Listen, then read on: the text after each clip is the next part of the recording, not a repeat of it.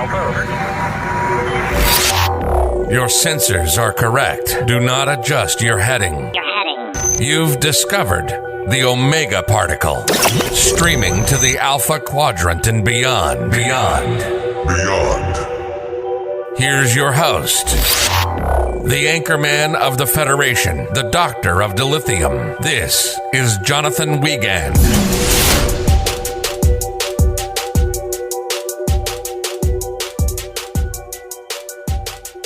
Welcome to the Omega Particle Podcast. Like the man said, I'm your gracious and humble host, Jonathan Wiegand, the Anchorman of the Federation, the Doctor of Dilithium.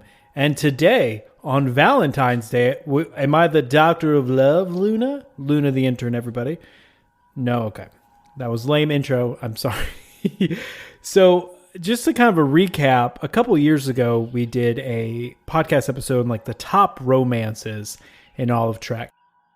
And like I just mentioned 10 seconds ago, this is Valentine's Day. So we were like, let's do a little fun romance. But instead of romance, how about bromance and womance?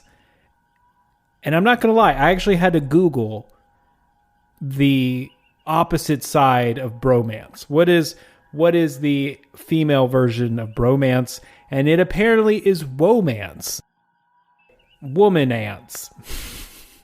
I don't know, but we're going to go with that. So we're going to cover the top Star Trek bromances and womances today. So thank you so much for listening. And we also have a big milestone today on the podcast. We have reached our 4th year behind the golden OPP microphone here. And I just want to say thank you from the bottom of my heart for all of the years.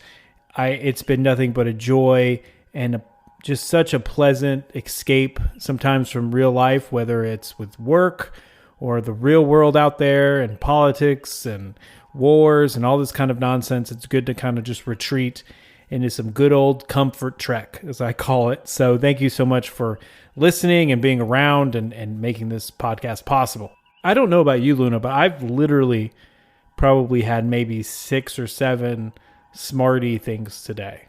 Yeah. So I accidentally gave my son, 40 or 50 Smarties.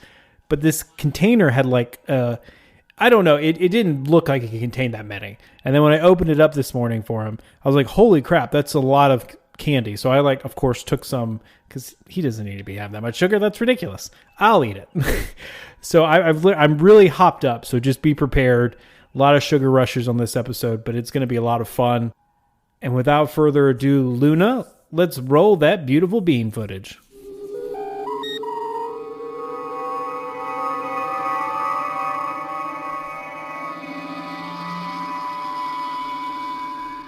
You might be asking yourself, what is a bromance? What is a womance? And it's plainly and simply just a very strong bond of two people of the same sex. That's all it is. I will have to say bromances and womances are very important. I've had my life shaped for the better by some of my lifelong friends, as I call them, family, but there's definitely bromances there. I can't imagine what I would be like without them. Just their support, they're just pushing me to be a better person, whether it be through in my work life, my family life, my spiritual life, always pushing me to be better. And not in an aggressive way, but just a, hey, I can do it, you can do it, let's do it together type of atmosphere. And I love that, and it's so encouraging. And it's very hard because, finding the right bromance and finding the right womance is very difficult. It's almost like dating. Like you have to talk to these people and be like, okay, you're kind of weird. Not my weird, but your weirdness isn't vibe with my weirdness, so we're just going to kind of break off. That's fine, but it's a rare thing, so when you find it in life, hold on to it. That's just a kind of a recap of bromances and womances and a little bit about me. But today we're going to start off with the bromances before we get into the womances. I feel like if I have a quarter for every time I say that, I might end the episode very wealthy. So, of course, the number one, and I have to do this out of just respect for the overall series and fandom of Star Trek, is Captain Kirk and Spock. Like, that is the original bromance in all of Star Trek. It has laid the foundation for all bromances and womances to come after it. And it's the super dry, witty Spock versus the very emotional, very flamboyant, very can sometimes be over the top, impulsive Captain Kirk. They vibe together. They work really well. They've given us some of the best moments in all of the series, in all of the fandom, especially Wrath of Khan, and then in Star Trek 3, Search for Spock. It just kind of makes me feel like, okay, no matter what our differences are, there's a mutual respect there and an understanding there that kind of can transcend any major differences we have. And that to me really embodies the essence of the quote-unquote Star Trek spirit. So I just have to give tip of the cap to the OGs. Probably not going to comment too much on it. I mean, everybody knows about them as is, and I have some personal favorites that we're going to get into and I'm really excited about. Definitely want to give my credit where credit is due. So moving on, like I said, moving to my favorite bromance personally, and that has to be Julian Bashir and Miles O'Brien. I mean, talk about just the idealistic Dr. Bashir. You know, he's head in the clouds, over the top. He thinks he can be a super spy. Nothing can stop him. He can talk to any woman, whatever. And then you have this more grounded Union man, everyman Chief Miles O'Brien. And it's just, to me, one of the highlights of Deep Space Nine, watching their relationship develop, watching their bromance develop, and just how they kind of go off of one another and they build their, I wouldn't say life together, but they definitely build their time on the station. And it's great, especially, you know, as they get older. And I think it's season 7 where they start building the Alamo recreation and they do the holodeck famous battles. And I was like, this is something that I would love to do with my bromances. Is like, if they lived in the same cities that I did, we would definitely probably have, maybe not the Alamo, but there might be a risk board that goes on for 3 months or whatever. Yeah, I personally just get so much. It's just funny to see and it develop. It's one of my favorites, and I'm sure I'm not alone in that because of the banter. And it's just kind of more of brings a lot of relatable moments into the series, which in DS9 is very hard to do. Moving on to the next great bromance, of course, we can't talk about bromances without talking about these two cats. And that, of course, is Tom Paris and the forever ensign Harry Kim. And these dudes are, Robert Duncan McNeil and Harry Wang are real bromance in real life too. So it just even adds to it even more when you watch the show. From the very beginning of Voyager, you know, they kind of have this close friendship. They're supporting each other through the ship's many challenges. They're trying to go out with the Delaney sisters and all this kind of hijinks and whatever. And then Captain Proton develops later into season 4 and season 5. And to me, seeing Paris he's very kind of, I don't know, comedy relief, very schemy, always trying to work around. And then on the flip side, you have Harry Kim, who's very Starfleet, very by the book, very cautious approach. And it kind of highlights their bonds. I think it's interesting that this is the third bromance we're talking about, but there's an underlying theme in all the bromances, and that is that they have this opposite side. And maybe that's just because it's good television, but sometimes in real life it's that way too. Like, I have a lot of friends who are very dynamic and very outgoing and can sell ice to an Eskimo, and then there's me, and I'm like, I can be sometimes, but normally I'm more of a quiet introvert. I like to keep to myself, and it's just good to have that because they can bring out sides of you that don't normally get out. And so I think that's cool, and I think that's good, and I think that's healthy. So it's sometimes the bromances aren't identical copies of you, but just might be you, but just a little bit different. It's kind of like 18 different versions of yourself. Maybe that's a good way to put it. Next, of course, I don't know if this is controversial or not, but I'm gonna bring it up, and that's gonna be Benjamin Sisko and Dax. Now the Dax part could see people being like, well, John, Dax is a woman, Jadzia Dax, but the symbiote inside of her is Curzon Dax, which Sisko knew. And so his old friend Dax, he grew up with him, did all these kind of crazy adventures, shenanigans, sexcapades, I guess it sounds like. And now you have Jadzia, who's on the station, who's this, quiet, super intellectual woman and very smart. And so you see this friendship kind of develop. To me, I think it's a bromance. And it could technically be a womance too. I don't know, because it's a trill. So they have like 6 or 7 lifetimes inside of their body. And it can go on and on and on. It's a fun... I would love the fact of having your best friend, if they unfortunately pass away, then coming back into another person's body. It's a different person, but then it's still like have their all experiences. Like Sisko calls Dax old man because he's like, oh, that's what I called Curzon. And it spans many lifetimes and years, and it just offers just a very unique perspective on friendship that we don't really get too much in Star Trek. These friendship, or that particular friendship, spans lifetimes, and it's not congruent to just one. So I like it personally. It's one of my favorite romances, and I love the fact at the beginning everybody was like, "Are they going to date?" I just love the joke, because imagine your best friend, whoever you are. Picture your best friend, and then imagine that best friend got put in the opposite sex person's body, and they were super attractive. Would you go out with them? Would you try to have romance with them?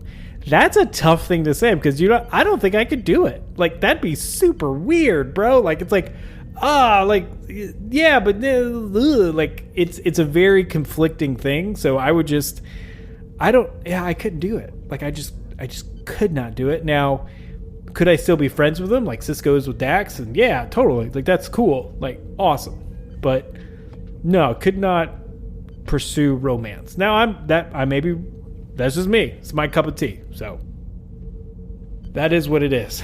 So another fun kind of non-traditional bromance we have, and I would say it's more of an odd couple, but it is a fan favorite, and that is Tuvok and Neelix on Voyager. Now, some people would say, Jonathan, that is not a bromance. Okay, that is not traditional bromance in any way, shape, or form. They're not even friends. Tuvok doesn't even acknowledge Neelix, wants nothing to do with Neelix. It's just this meh. I think that is a incorrect perspective. I think you can tell throughout, the 7th season of Voyager, and especially as Neelix develops into his own character arc, getting outside of the poopy, lack of a better word, Kes storyline. I think he's being able to develop into his own person and his own interests, and getting into security. And I love that it's just kind of this banter between them all the time. Plus, you could qualify it a bromance because they actually turn into the same person. You can't be closer than that. They turn into Tuvix. I always think of Twix when I think of Tuvix. I don't know. They get turned into Tuvix, and of course Janeway kills him. She commits cold-blooded murder. Let's not mince words here. And so we have them become their own one person, and at the end of the episode they split back into their own individuals. But I just love the banter, especially at the end when Neelix is going off the ship of Voyager and he finally sees Tuvok dance. Like, that to me signifies and qualifies, hey, we're kind of a bromance. They like it. Like, Tuvok may act like he hates when he's eating his soup and playing with his Vulcan mind games, and he sees Neelix come across, the mess hall, and be like, oh no, like, he's happy. Like, he likes that and that kind of interaction. That's my opinion. So that's what I think. Again, let me know what you have to say about it. If I'm wrong, if you're like, no, that's terrible, Tuvok hates Neelix, you're just reading too much into things, that's fine. Please let me know. And to wrap up the bromances here, and it's not a very popular one, and it's from not the most popular series, and that is Jonathan Archer and Trip Tucker III. this friendship between Captain Archer and his chief engineer is just to have this very like strong bond from years before they ever like got onto the Enterprise, the NX-01 Enterprise. And to me, I think that's just a fun thing because it's like, again, you have your best friend, somebody you watch water polo with, which is like the weirdest sport that they would pick. Like they didn't pick soccer to make Jonathan Archer a fan of. They picked water polo, and not just any water polo, college water polo.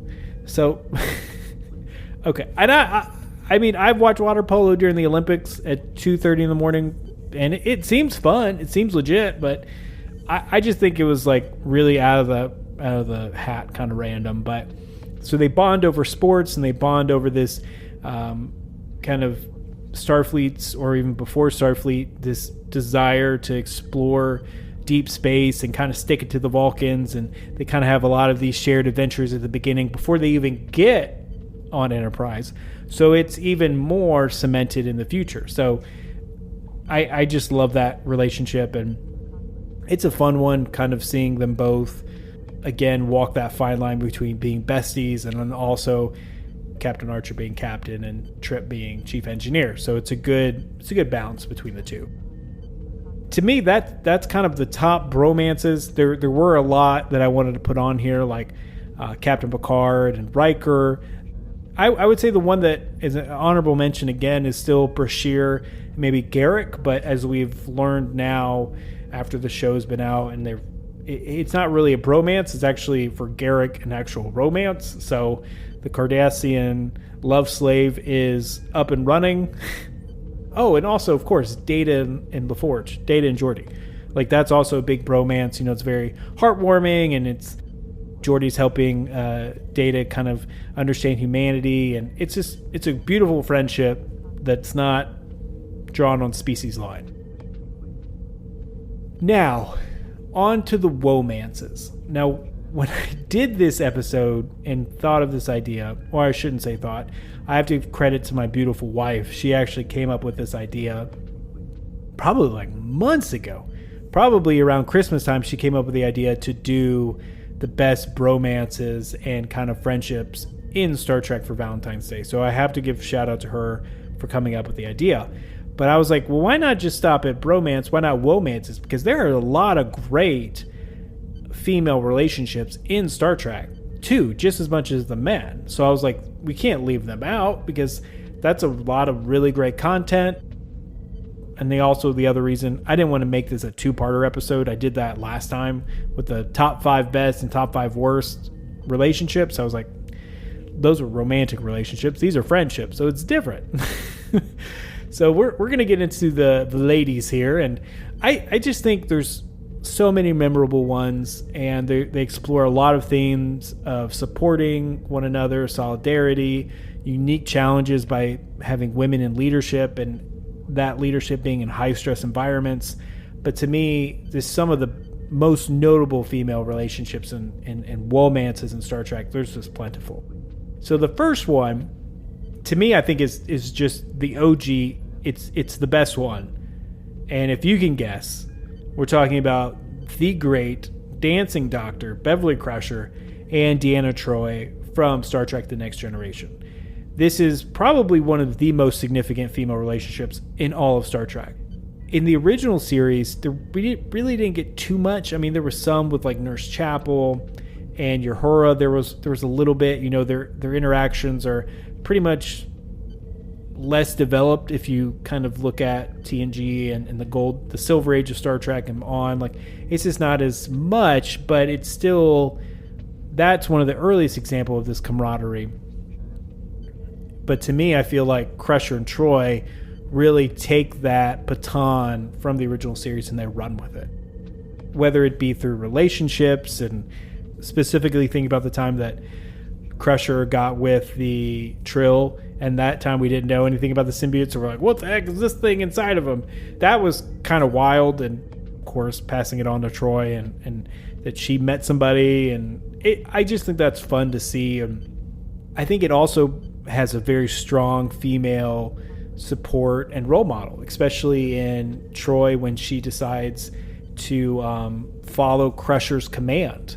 or I wouldn't say command, but follow Crusher's ambition in doing and getting her bridge, I guess, certification. So in that episode in TNG, Dr. Crusher says, well, I kind of want to get my bridge certification just for me, and so that I have it, and then it's kind of a badass thing to have, is that you can run the bridge in any type of situation, and you have to get tested on it.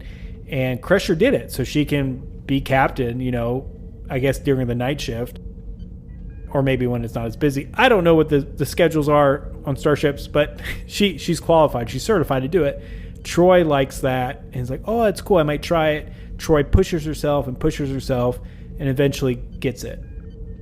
Kind of circles back to what I mentioned earlier in the episode, is that some of these friendships in life do that. Like, you see your buddies pushing themselves, going beyond their comfort zone, and then hearing them, supporting them, you're like, yeah, that's kind of cool, I may want to try that. And then it's kind of like this cyclical cycle where it's this, you support one another and you push one another forward. And if not, no big deal. Like, you're still going to be loving, you're still going to be friends, but it's kind of cool. And I always love that particular scene between Troy and Crusher when they kind of support each other. So again, probably the strongest female support relationship in Star Trek, in my opinion. Now, that's a heavy hitter, Crusher and Troy. A next big heavy hitter is, of course, again, second time on the list here, we have Jadzia Dax and Kira Nerys from Deep Space Nine. Now, talk about two cats from vastly different backgrounds, vastly different personalities, but they're very good friends. I mean, we have this Trill science officer. I mean, he's had a challenging life, becoming a symbiote and getting approved and joining Starfleet. And then you have Kira, who's literally this rebellion hero and been fighting Cardassians in the wilderness and getting her and fighting for her planet's freedom from this terrible occupation, and they somehow just spark up a deep and meaningful romance between the two of them. And it's again kind of the same thing where they're not really pushing themselves prior to be ambitious, but it's a good sounding off board, because there's a lot of male roles in DS9, but this is probably the most significant female friendship and females roles in DS9. So I definitely love that they get highlighted a bunch, and it's not just sitting at the Replomat talking and eating, it's talking about their ups and downs, their relationships, their failures, their good times and bad times. That really love to see the kind of exploration of this complex female everything. Besides Troy and Crusher, my favorite, and definitely number 2 on the list. Even from, I think we were talking about this on the last podcast episode on the review, or maybe in episode 4. Jadzia is like, oh, I have to be used to being a woman again, because I'm not used to getting all this attention, it seems weird, etc. And she's kind of confiding in Kira. So even from the very beginning of the series, we see these little seedlings and plantings coming along. The next one might be kind of debatable, but I would say it didn't start out the best, to be honest. That they've definitely have a nuanced friendship, and they've may not be the best at the beginning, but they definitely at the end, I feel like, get a little chummy at the end. I think that's good. And I'm talking about B'Elanna Torres and 7 of 9. So if you're driving, be careful, because that might have been a shock. The relationship couldn't have started off worse between the two. You have 7 of 9 doing whatever the heck she wants, going in and just rearranging crap in these Jeffrey tubes, causing B'Elanna Torres all these issues. B'Elanna runs engineering very well and very tightly, and tightly a word? It's a very tight ship. That's what I'm trying to say. It's a very tight ship. And so you have this rogue just Borg who doesn't really know how to do anything by Starfleet procedures and rules, and yeah, they just have to adapt. There's one episode in particular I'm thinking about in the beginning of season 4 of Voyager, where they're in a Jeffries tube, and 7 of 9 just can't seem to get it right. That, she is constantly like coming at odds with Janeway, coming at odds with all of these interactions with people. And Taurus kind of offers her like a olive branch and saying, hey, I remember what it was like, because what it's like to be, I was Maquis and people really didn't like me and people didn't want me to have chief engineer. They wanted this other guy. And it's just kind of, I had a battle too. And I had to get to know these policies and procedures as well. And it's growing pains, but I make it. And if anybody can make it, you can. And so I think that was very sweet, because if you think of, as I was writing out the script for this episode and talking with my team, they have very similar storylines, if you think about it. So you have a Borg coming onto the ship. She's really uncertain, doesn't know if anybody really wants her there. It's very awkward, very difficult to integrate into the crew and make friends. And then the same thing with B'Elanna. She comes on, she's Maquis. It's very difficult to integrate into Starfleet. It's very difficult to get into that command structure and that reporting. And she makes bumps a lot of heads and kind of rattles Janeway's cage just like Seven of Nine does. So I think that between the two, they have this base level of understanding and growth between the two of them, and that they can relate to that. And you see that multiple times throughout the series, and that they eventually kind of rely on one another and they count on one another and they respect, all of their talents that they have. So it's a great womance, but not one you may think of, but personally I like. And moving on, sticking with Voyager, and again, 7 of 9 is coming on the list, but we're talking about 7 of 9 and Janeway.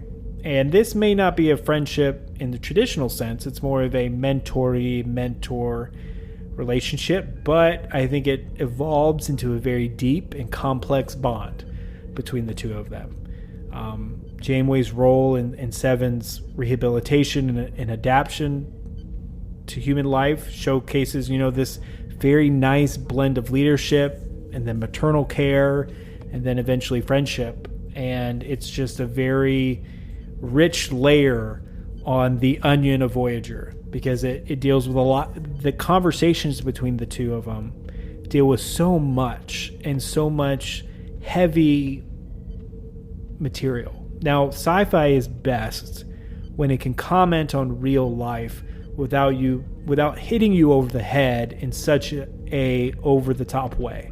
So it can comment on social issues and comment on personal issues and not be obnoxious about it. And their Janeway's and Seven's discussions on identity, autonomy, humanity are world class. Now, we don't have the time to go deep dive into every single one of them, but I would highly recommend, if you haven't watched Voyager, to watch Voyager. Janeway and Seven is probably very pivotal in the growth and acclaim of Voyager, in my opinion. Seven turns out to be one of the greatest Star Trek arcs and characters of all time. I love how she started off and then where she ended. Now, the funny thing is, on the flip side, we know that at the very beginning, Kate Mulgrew and Jerry Ryan didn't really get along that well. Of course, they buried the hatchet and moved on ever since, but still, that even adds another complex layer, because on screen, it's at some points I imagine was very difficult to work with if they weren't getting along behind the camera. But either way. And I have to mention, as our last womance and as our last bromance and womance for the show, we're gonna deep dive. We're gonna get in that barrel of Enterprise. We're gonna get some people off the NX-01. If everyone's ready for this, we're gonna talk about T'Pol and Hoshi Sato. And this relationship, T'Pol is the Vulcan science officer of the NX-01 Enterprise, and Hoshi Sato is the communications officer. It's not as predominantly featured, I will say, as some of the other bromances on the ship, just to be frank. Again, it's very male-dominated in some areas of Star Trek, but I feel like this is a very great relationship. It's their interactions and their glimpses with one another are are fun and very lighthearted, and it's kind of good to see them kind of develop their relationship and build over the 4 years on the bridge together. It's fun to see these two deal with challenges and then triumph past it. Perfect example is when an episode in Enterprise when Hoshi can't get the universal translator to work, and so she has to do it by, just manually and go by the seat of her pants. And T'Pol is very encouraging. She's with her, calms her down, and I just think it's a great relationship that, if Enterprise went a full 7-year slate as is Star Trek tradition, I think it would have definitely been highlighted and grown. And if you're saying, Jonathan, you really can't grow that much of a romance between season 5 and season 7, I would say, well, look at Janeway 7, who we just got done talking about. 7 comes in season 4 of Voyager, and look how it ends. So it definitely could have been very impactful, and I think it's definitely on the list, one of the best. And if you haven't watched Enterprise, go check it out. Every Star Trek fan should watch it just so you can watch the opening clip. Just saying. Opening song. It's not a clip. Opening song. Because we've got Faith of the Heart. That's right, Luna. So to wrap up, these friendships and these relationships, I think, are key components of the Star Trek quote-unquote universe. It showcases the franchise's commitment to diversity and just the complex exploration of interpersonal dynamics.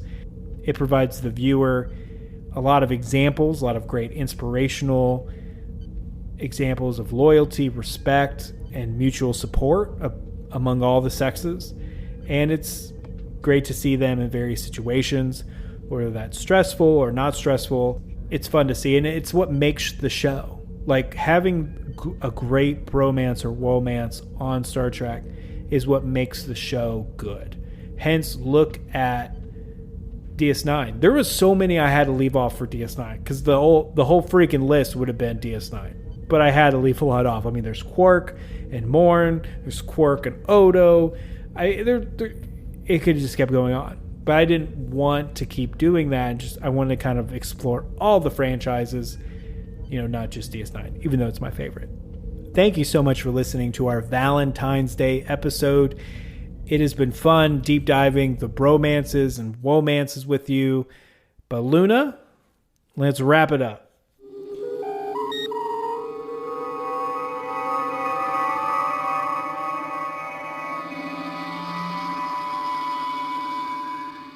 Like I said, thank you so much for listening. It's been great. Again, shout out to my wife for suggesting this. I'm running on Smarties and coffee, probably a terrible combination for my heart, speaking of Valentine's Day. And as always, feel free to reach out to us on social media. Mostly spend a lot of our time on Instagram, but of course we're available on Twitter, or I guess X, and Facebook, and all of them, except Threads. I don't think we're on Threads. But definitely feel free to reach out. We love talking with you guys. Let me know what you think. Who's your favorite bromance or romance in Star Trek? So just remember to take care of yourselves out there. I know sometimes Valentine's Day can be hard, but remember, you're important, you're needed, and you're wanted here. So we'd love to have you around. And as always, second star to the right, straight on till morning.